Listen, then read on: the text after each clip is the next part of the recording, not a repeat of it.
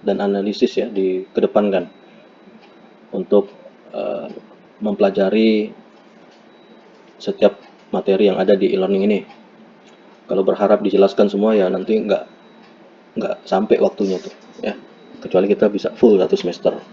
Nah, jadi ringkas kata hari ini kita mau bahas 3 topik sekaligus ya, melanjutkan isu pariwisata yang mesti kita kelola dalam perspektif admin publik. Kemudian ada teori dan model kepariwisataan, di mana di situ ada skema-skema yang bisa Anda diskusikan bersama grup untuk kemudian dibahas dan dituntaskan dalam assignment ya. Baik, poin yang lain kan sudah Bapak kasih recordnya itu ya, rekamannya kan, sudah didengar belum?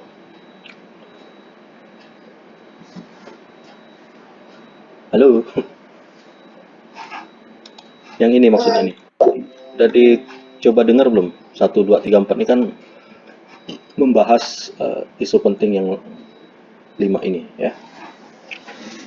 Jadi kalau belum ya diputar ya setelah kuliah ini. Kemudian mengenai isu pendidikan pariwisata dan pelatihan, ini seiring dengan kebutuhan ya akan personil, akan SDM atau insan pariwisata yang memang profesional berkompeten di bidang hospitality industry ini. Jadi tidak serta-merta ujuk-ujuk orang itu bekerja di hotel, restoran, dan objek wisata lainnya tanpa ada edukasi, pendidikan, atau pelatihan yang memang menjurus ke arah layanan yang dimaksud ya. Walaupun pariwisata itu sifatnya akomodatif sektor, sifatnya multidisiplin, namun pada bagian ujung tombak dari layanan industri utamanya, pariwisata itu memang harus ada kekhususan ya dalam pendidikan dan pelatihannya. Mengingat ini berkenan dengan culture, mindset, dan attitude ya dari pariwisata yang khas, beda dengan ilmu-ilmu lain ya. Jadi kalau menuntut orang untuk ramah, untuk berekspresi, mendukung layanan pariwisata ya terhadap tamu-tamu atau pengunjungnya, nah itu lain lagi latih didiknya ya. Kalau pendidikan non pariwisata mungkin mikirnya ya nggak ada hubungan aja gitu ya antara kemampuan kerja, memberikan solusi, memberikan masukan dengan attitude ya. Paling attitude-nya yang sewajarnya saja berdasarkan norma yang berlaku. Tapi dalam pariwisata attitude-nya dituntut yang lebih spesifik ya, yang lebih mendalam ya, yang bukan casingan, yang bukan basa-basi atau lip service ya. Tapi bisa teruji lah attitude itu, punya daya tahan terhadap aksi atau reaksi daripada tamu atau pengunjung yang mungkin sangat ekstrim kali ya dalam hal perilakunya gitu ya. Mungkin marah-marahnya meledak-ledak, apalagi wah udah menjatuhkan harkat martabat orang lah ya, ibaratnya itu dari segi ucapan. Kalau tindakan bisa masalah lain lah ya, pidana kalau berbau kekerasan ya, kekerasan verbal ini ya harus punya daya tahan orang pariwisata ini ya. Bagaimana bisa tetap tenang, bisa tetap senyum mungkin atas luapan emosi pengunjung segala macam. Nah mungkin ini tidak akan ditemukan di bidang ilmu lain yang hanya concern pada kognitifnya ya, atau afektif dan psikomotor yang standar saja. Tapi kalau pariwisata memang bukan hanya dimuat dalam mata kuliah, tapi memang ditanamkan dalam proses sepanjang masa pendidikan itu, ya kan? Sehingga itu tercermin dari penampilannya, ya, cara berpakaiannya. Makanya ada istilah ada seragamnya, uniformnya, ya, walaupun levelnya diploma atau perguruan tinggi S1 atau D4 gitu ya. Jadi tangible penampakan daripada insan pariwisata itu selaras dengan sikap, perilaku, ya, ucapan. Di kerjaan ini memang berangkat dari hati dan penuh hati-hati gitu ya. Di inputnya ke hati, diolah di pikiran, keluarnya lewat ekspresi, perilaku, dan ucapan ya. Bebas masalah gitu, bebas distorsi gitu ya. Nah ini ada ndak di satu tempat yang concern terhadap pengembangan destinasinya supaya menjadi destinasi favorit unggulan. Nah, ya, di sini juga menunjukkan letak keseriusan pemerintah daerahnya, kabupaten kotanya. Ya, kalau ngomongnya destinasi unggulan, destinasi terkemuka, mana pusat pendidikannya, mana pusat pelatihannya, dari mana personil SDM pariwisata itu bisa dihasilkan, ya kan? Mungkin jawabannya level SMK, ya, sekolah menengah kejuruan, oke, tapi itu kan berapa banyak dan sudah maksimal belum, ya kan? Sudah terserap belum? Walaupun terserap dalam dunia kerja, tapi yang namanya SMK itu kan lebih ke tataran teknis, ya kan, kerja yang memang dilatih untuk menangani hal-hal teknis dalam pekerjaan hotel, restoran, dan segala macam dari industri pariwisata. Tapi dari segi konsepsi, manajerial, ya kan, kebijakan, ini kan ranahnya Anda, level-level yang mungkin diploma 4, ya, diploma 3 pun masih sifatnya operasional juga, ya kan. Paling tingginya supervisi lah kalau diploma kan. Tapi kalau Anda S1 bisa menganalisis, mengkonsep, merencanakan, mengorganisir, ya, mengaktualisasi, mengimplementasi, mengendalikan, mengevaluasi, semua itu, ya kan, karena memang profilnya dituntut ke arah itu, gitu lah, ya. Menjadi leader di level bawah, tengah, atau atas.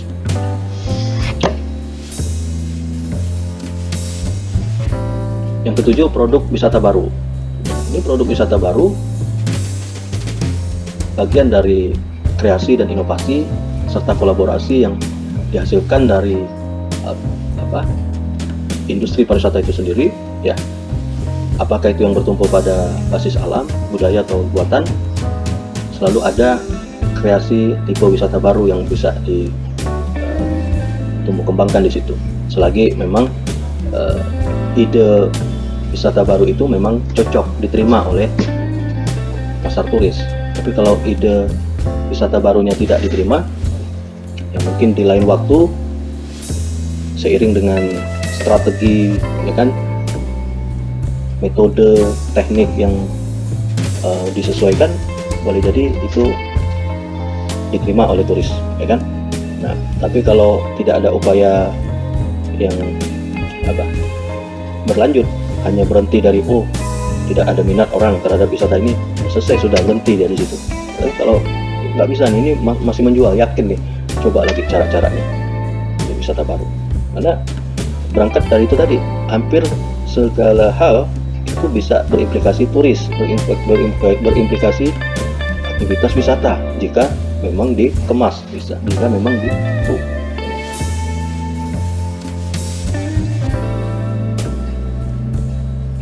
kita lihat di Situbondo kan, di mana tuh yang lumpur lapindo itu kan. Nah, seberapa ini masih meluapkan lumpur tidak sampai hari ini.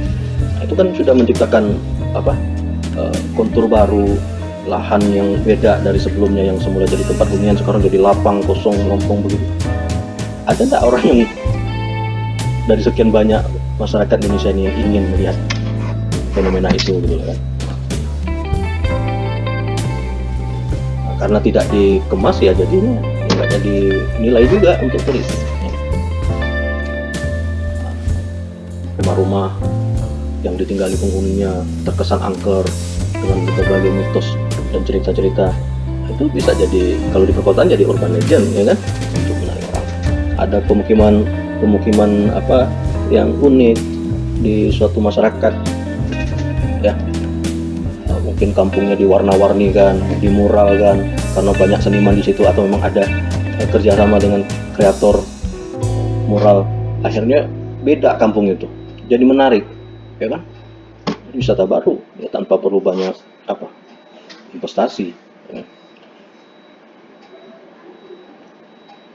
Nah, biasanya jenis wisata baru ini adalah pengembangan dari ekoturisme, ya, ekowisata berkelanjutan, ya kan, yang akhirnya membawa orang kepada satu bentuk kesadaran bahwa berwisata itu bukan hanya sekedar bersenang-senang, melepas lelah dengan rekreasi, tapi juga ada hal-hal yang bisa menjadi bagian dari pengembangan dirinya dengan informasi, dengan berinteraksi di lingkungan wisata yang dituju, gitu loh. Nah, ya.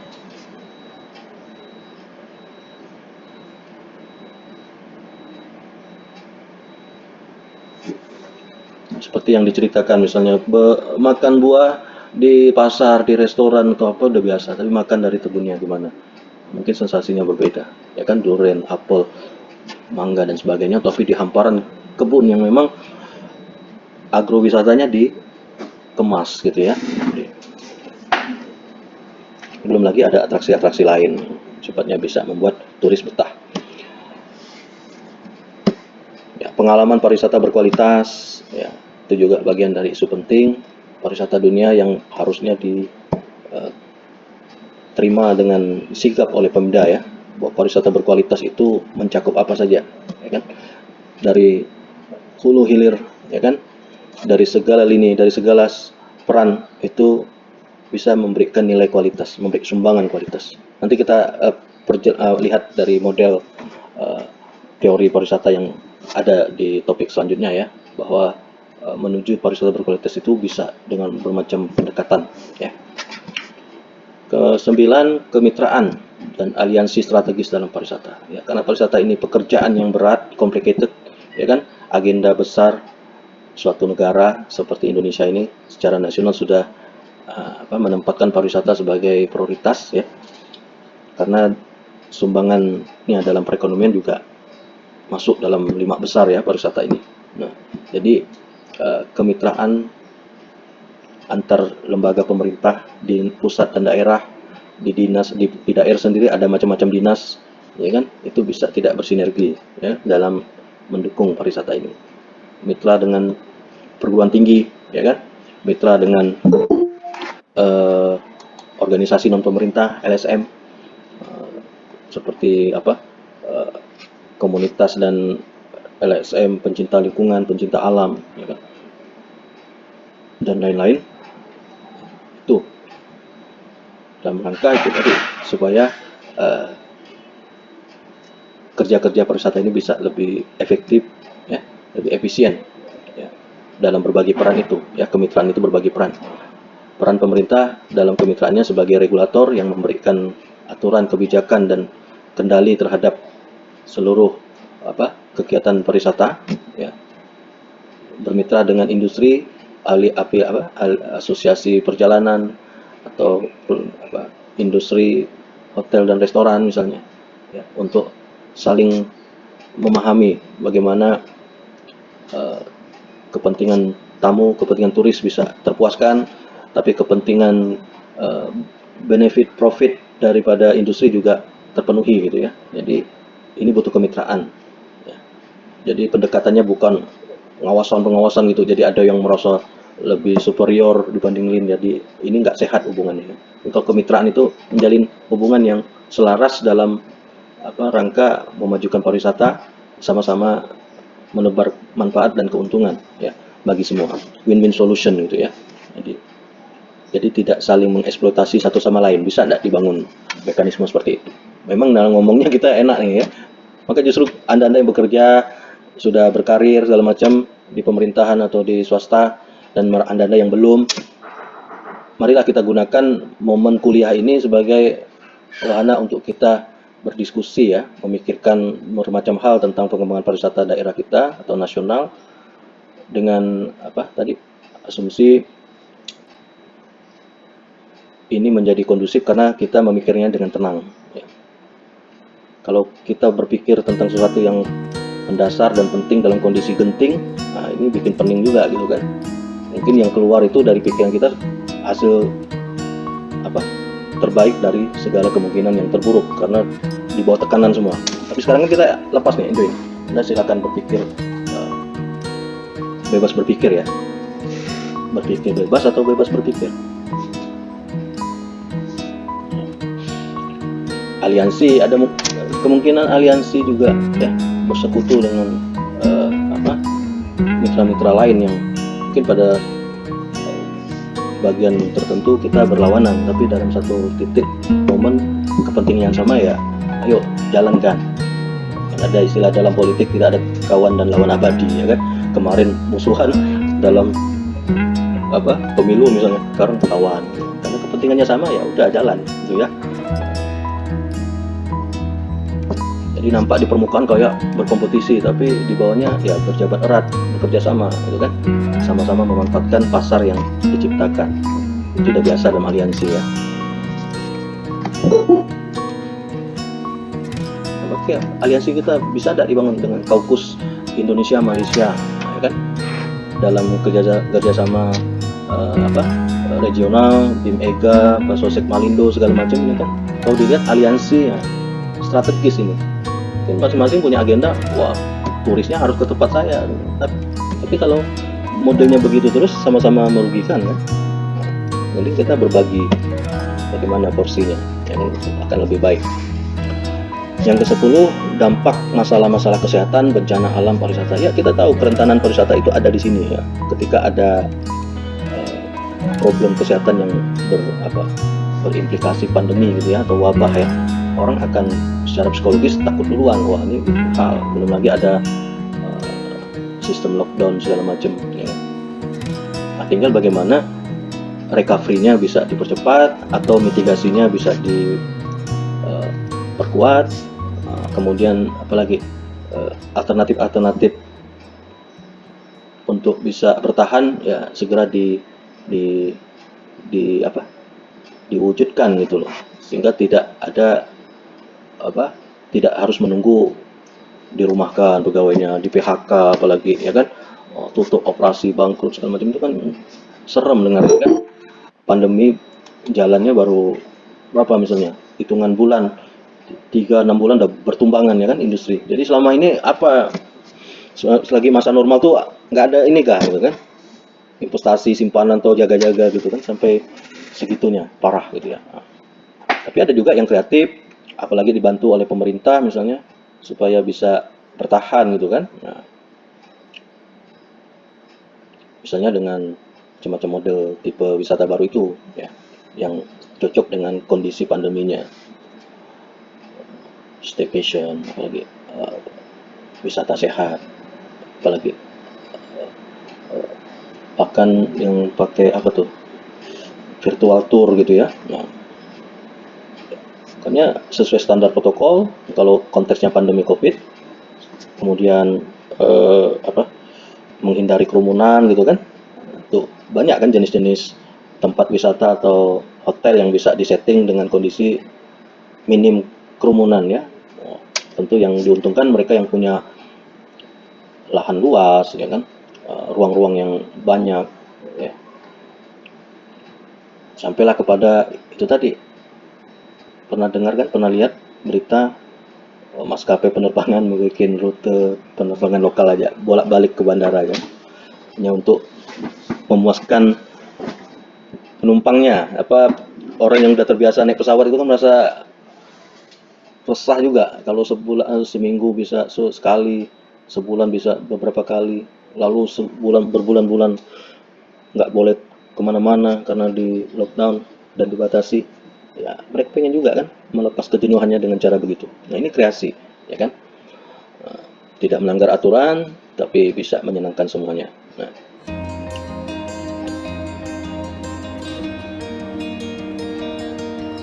oke ya. Jadi pemerintahnya, pembuat kebijakannya harus tanggap ya terhadap 10 poin ini ya, untuk bisa mengambil manfaat.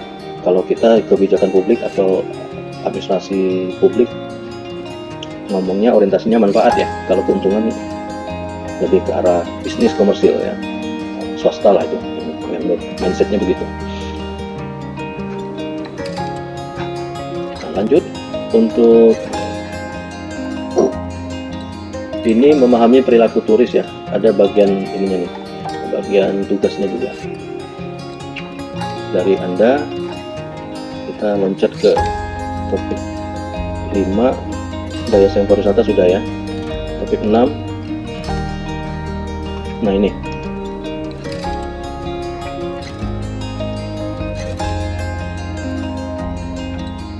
jadi tidak banyak teori itu ya, kita ambil dari Stephen G. Page ini ya, dalam format skema-skema aja, flowchart seperti ini mungkin lebih mudah untuk kita menalarkannya ya, berkembang nalarnya. Nah, inilah yang harus didiskusikan bersama tim ya.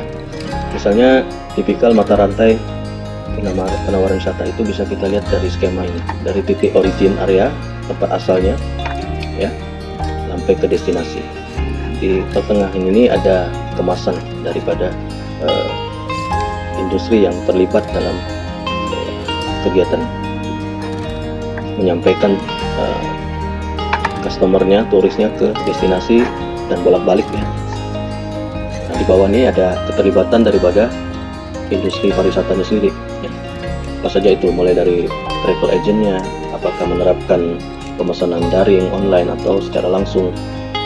Ada juga penyiapan produk wisatanya oleh tour operator ya, kemana-mana tempat, ngapain aja di situ, bisa apa saja turis ke sana, dia yang mikirkan ya, termasuk berapa paket harganya.